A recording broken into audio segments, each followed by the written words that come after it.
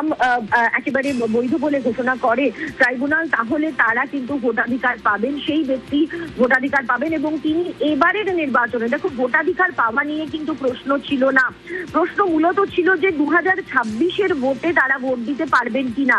29 লক্ষ নাম বাদ পড়ে গিয়েছিল জুডিশিয়াল অফিসারদের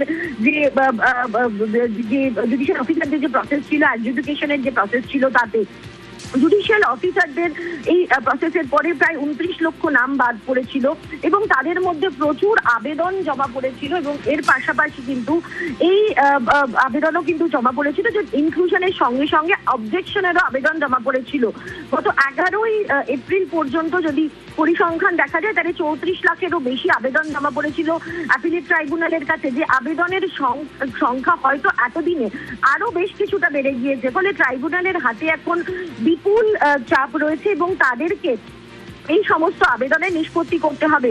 কিন্তু যেটা সব থেকে সুখবর ভোটারদের জন্য বা আবেদনকারীদের জন্য, যে তারা একেবারে যে কার্যত আশাহীন হয়ে পড়েছিলেন, সেখানে দাঁড়িয়ে তাদের কাছে কিছুটা আশা দেখা গেল যে যদি কোনো আবেদনকারীর আবেদন বা কিছু আবেদনকারীরও আবেদন মান্যতা পায় ট্রাইব্যুনালের কাছে এবং তাদেরকে যদি বৈধ ভোটার হিসেবে আখ্যা দেয় ট্রাইব্যুনাল, তাহলে অ্যাপিলেট ট্রাইব্যুনাল যাদেরকে বৈধ ভোটার বলবে তাদের প্রত্যেকের নাম সাপ্লিমেন্টারি তালিকায় তুলতে হবে এবং তারা এবারের নির্বাচনেরই ভোটাধিকার পাবেন, অর্থাৎ 2026-এর নির্বাচনে ভোটাধিকার তারা পাবেন। এবং এটা কিন্তু একটা বড় সড়ো জয় রাজ্য আবেদনকারী প্রত্যেকের তরফ থেকেই, তার কারণ রাজ্যের তরফ থেকে তৃণমূল নেত্রী মমতা বন্দ্যোপাধ্যায়ের তরফ থেকে এবং ডেরেক ওব্রায়েন, দোলা সেন, মোস্তারি বানু সহ প্রত্যেকে যারা আবেদনকারীরা ছিলেন এসআইআর মামলার, তাদের তরফ থেকে কিন্তু শেষ শুনানির দিন 13 তারিখে বারবার করে এই সওয়ালটাই তোলা হচ্ছিল যে সমস্ত নাম যাদের রয়েছে, যারা আবেদনকারী রয়েছেন,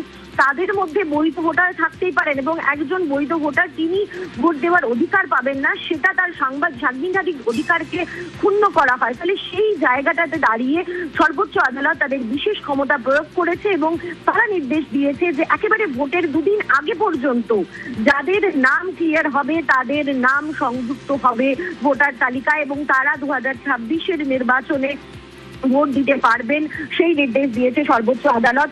এই মামলার পরবর্তী শুনানি 24শে এপ্রিলের জন্য চূড়ান্ত করেছে সর্বোচ্চ আদালতের প্রধান বিচারপতি সূর্যকান্ত বেঞ্চ।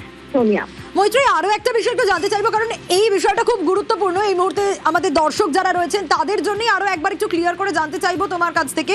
বহু মানুষ, তুমি যেমনটা বলছিলে প্রায় 34 লক্ষ নাম এখনো পর্যন্ত রয়েছে, এটা তো এখন কোথাও গিয়ে ট্রাইব্যুনালের কাছে একটা বড় চ্যালেঞ্জ যে তারা এই 34 লক্ষের মধ্যে কত নাম কত তাড়াতাড়ি ক্লিয়ার করতে পারে, কত বৈধ নাম উঠতে পারে সাপ্লিমেন্টারি লিস্টে।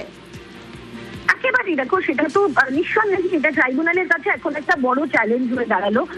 যদি ওনাদের পরিসংখ্যান দেখা যায়, তাহলে এর আগে যে কেস ট্রাইব্যুনালের হাতে এসে পৌঁছেছে, তারা কিন্তু সে সমস্ত ক্ষেত্রে কিন্তু দেখা গিয়েছে যে ট্রাইব্যুনাল তাদের